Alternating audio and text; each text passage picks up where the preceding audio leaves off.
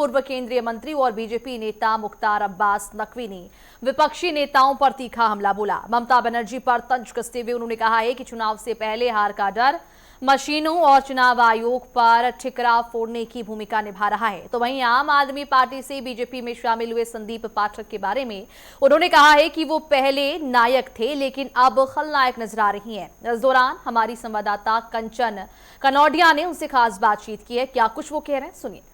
Bharatiya Janata party के वरिष्ठ नेता मुख्तार अब्बास नकवी जिस वक्त हमारे साथ बातचीत करने के लिए मौजूद है।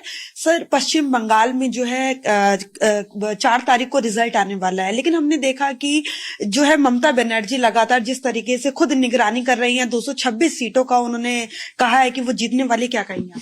तो ऐसा है कि रपटने से पहले जो रोना और निपटने से पहले धोना, ये रोने और धोने का जो रिवाज और मिजाज है उन्हें बंद करना चाहिए। क्योंकि आप चुनाव में तो रणबांकुरे बन रहे थे, अब जो है चुनाव का रिजल्ट आने से पहले रणछोड़ बहादुरी की जो है वो रिहर्सल करने दिखाई पड़ रहे हैं।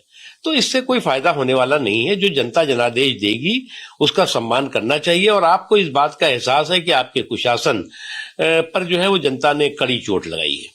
एक और सुप्रीम कोर्ट का आज बड़ा फैसला आया है। टीएमसी ने अपनी याचिका दायर की थी। उन्होंने कहा था मतगणना के दौरान केवल केंद्र सरकार के जो कर्मचारी है उन्हें ही पर्यवेक्षक के रूप में बनाया जाता है और राज्य सरकार के नहीं। लेकिन सुप्रीम कोर्ट ने आज जो उनकी याचिका थी वो खारिज। तो ऐसा है कि ये सब चीजें जितनी है ना, ये भूमिका बनाई जा रही है।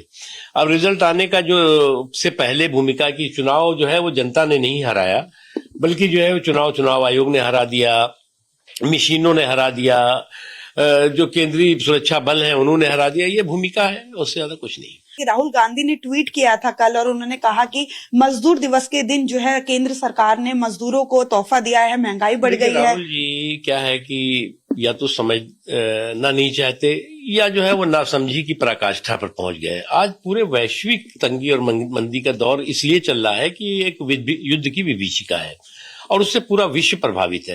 लेकिन भारत ने बहुत समझदारी के साथ लोगों को कम से कम उसका असर उस पर लोगों पर पड़े, दुष्प्रभाव पड़े, इसकी कोशिश की है और उसमें सफल भी रही। बहुत बहुत धन्यवाद हमसे बातचीत करने के लिए। कैमरा पर्सन गौरव के साथ मैं कंचन, नेटवर्क 10 न्यूज दिल्ली।